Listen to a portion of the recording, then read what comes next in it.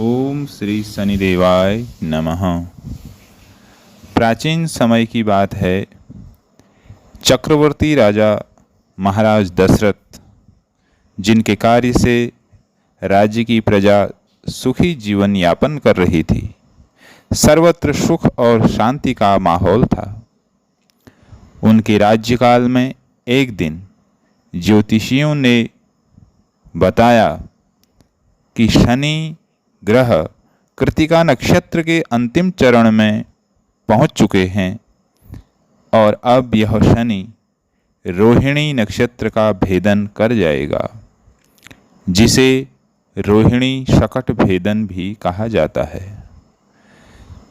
शनि का रोहिणी में जाना देवता और असुर दोनों ही के लिए कष्टकारी और भय प्रदान करने वाला है तथा रोहिणी शकट भेदन से 12 वर्ष तक अत्यंत दुखदायी अकाल पड़ता है। ज्योतिषियों की यह बात जब राजा ने सुनी तथा इस बात से अपनी प्रजा की व्याकुलता देखकर राजा दशरथ वशिष्ठ ऋषि तथा प्रमुख ब्राह्मणों से कहने लगे, हे ऋषियों, हे ब्राह्मणों, इस समस्या का कोई समाधान शीघ्र ही मुझे बताइए। इस पर महर्षि वशिष्ठ जी ने कहा, शनि के रोहिणी नक्षत्र में भेदन होने से प्रजाजन सुखी कैसे रह सकते हैं? इस योग के प्रभाव से तो ब्रह्मा एवं इंद्र आदि देवता भी रक्षा करने में असमर्थ हैं। वशिष्ठ जी के वचन सुनकर राजा सोचने लगे कि यदि वे इस संकट की घड़ी को न टाल सके तो उन्हें कायर कहा जाएगा। अतः विचार करके साहस बटोरकर दिव्य धनुष तथा दिव्य आयुधों से युक्त होकर अपने रथ को तेज गति से चलाते हुए चंद्रमा से भी 3 लाख योजन ऊपर नक्षत्र मंडल में पहुंच गए। मणियों तथा रत्नों से सुशोभित स्वर्ण निर्मित रथ में बैठे हुए महाबली महाराजा दशरथ ने रोहिणी के पीछे आकर शनि के रथ को रोक दिया। श्वेत अश्वों से युक्त ऊंची ऊंची ध्वजाओं से सुशोभित मुकुट में जड़े हुए बहुमूल्य रत्नों से प्रकाशमान राजा दशरथ उस समय आकाश में दूसरे सूर्य की तरह चमक रहे थे। शनि को कृत्तिका नक्षत्र के पश्चात रोहिणी नक्षत्र में प्रवेश का इच्छुक देखकर राजा दशरथ बाण युक्त धनुष कानों तक खींचकर भ्रुकुटियां तानकर शनि के सामने डट कर खड़े हो गए। अपने सामने असुरों के संहारक अस्त्रों से युक्त दशरथ को खड़ा देखकर शनि थोड़ा डर गए और हंसते हुए राजा से कहने लगे, हे राजेंद्र, तुम्हारे जैसा पुरुषार्थ मैंने किसी में नहीं देखा, क्योंकि देवता, असुर, मनुष्य, सिद्ध, विद्याधर और सर्प आदि सभी जातियां, सभी जीव मेरे देखने मात्र से ही भयग्रस्त हो जाते हैं। हे राजन, मैं तुम्हारी तपस्या और पुरुषार्थ से अत्यंत प्रसन्न हूँ। अतः हे रघुनंदन, जो तुम्हारी इच्छा हो वर मांग लो, मैं तुम्हें दूंगा। राजा दशरथ ने कहा,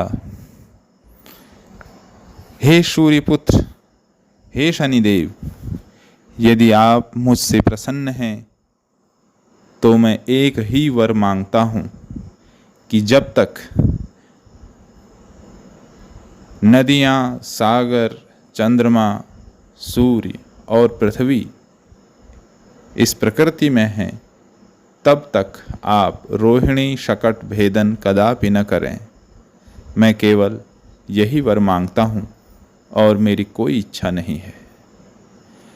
ऐसा वर मांगने पर शनि ने एवमस्तु कहकर वरदान दे दिया। इस प्रकार शनि से वर प्राप्त करके महाराज दशरथ अपने को धन्य समझने लगे।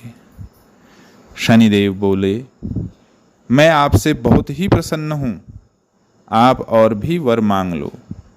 तब राजा दशरथ प्रसन्न होकर शनिदेव से दूसरा वर मांगते हैं। शनिदेव कहने लगे, हे दशरथ, तुम निर्भय रहो। 12 वर्ष तक तुम्हारे राज्य में कोई भी अकाल नहीं पड़ेगा। तुम्हारी यश कीर्ति तीनों लोकों में फैलेगी।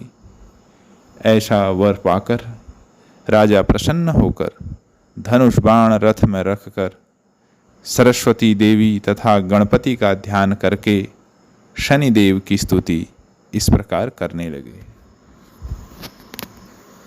जिनके शरीर का रंग भगवान शंकर के समान कृष्ण तथा नीला है, उन शनिदेव को मेरा नमस्कार है। इस जगत के लिए काल अग्नि एवं कृतांत रूप शनैश्चर को पुनः पुनः मेरा नमस्कार है।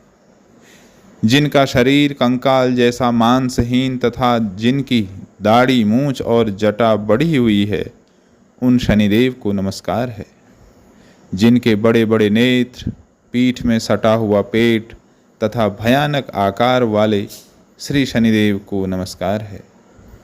जिनके शरीर दीर्घ हैं, रोएं बहुत मोटे हैं, लंबे चौड़े किंतु जर्जर शरीर वाले हैं, जिनकी दाढ़ें काल रूप हैं, उन भगवान शनिदेव को बार बार नमस्कार है।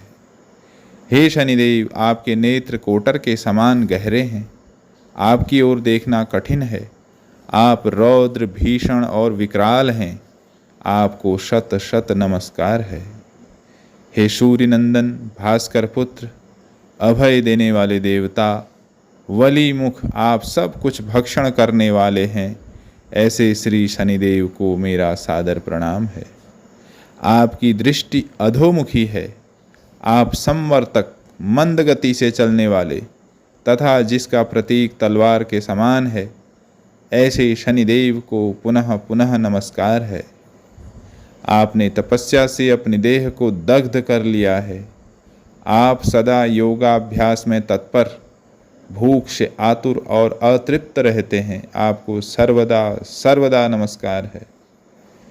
जिनके नेत्र ही ज्ञान हैं, काश्यप नंदन सूर्य पुत्र, हे शनिदेव, आपको नमस्कार है।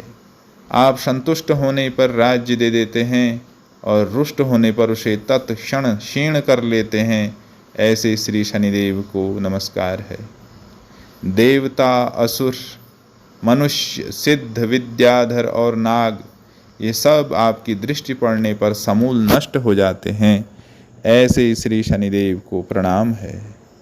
हे शनिदेव, आप मुझ पर प्रसन्न होइए। मैं वर पाने के योग्य हूँ, आपकी शरण में आया हूँ, ऐसा महाराज दशरथ की बार बार प्रार्थना करने पर श्री सूर्य पुत्र शनैश्चर बोले, उत्तम व्रत के पालक राजा दशरथ, तुम्हारी इस स्तुति से भी मैं अत्यंत संतुष्ट हूँ। हे रघुनंदन, इच्छा अनुसार वरदान मांगो, मैं अवश्य दूंगा।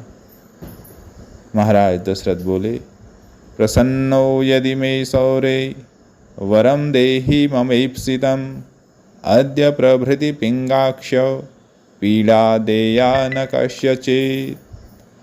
अर्थात, हे प्रभु, आज से आप देवता, असुर, मनुष्य, पशु, पक्षी, नाग, किसी भी प्राणी को पीड़ा न दें, बस यही मेरा प्रिय वर है। शनिदेव ने कहा, हे राजन, वैसे इस प्रकार का वरदान मैं किसी को नहीं देता हूँ, परंतु संतुष्ट होने के कारण हे रघुनंदन, मैं तुम्हें दे रहा हूँ। हे दशरथ, तुम्हारे द्वारा कहे गए इस स्तोत्र को जो भी मनुष्य, देव, असुर, सिद्ध, विद्वान कोई भी पढ़ेगा, उन्हें शनि के कारण कोई बाधा नहीं होगी। जिनके महादशा या अंतर्दशा में, गोचर में, लग्न स्थान में, द्वितीय, चतुर्थ, अष्टम, द्वादश स्थान में शनि हो, वे व्यक्ति यदि पवित्र होकर प्रातः, मध्याह्न और सायंकाल के समय इस स्तोत्र को ध्यान देकर पढ़ेंगे, उनको निश्चित रूप से मैं पीड़ित नहीं करूँगा। जय श्री शनिदेव। ओम श्री शं शनैश्चराय नमः।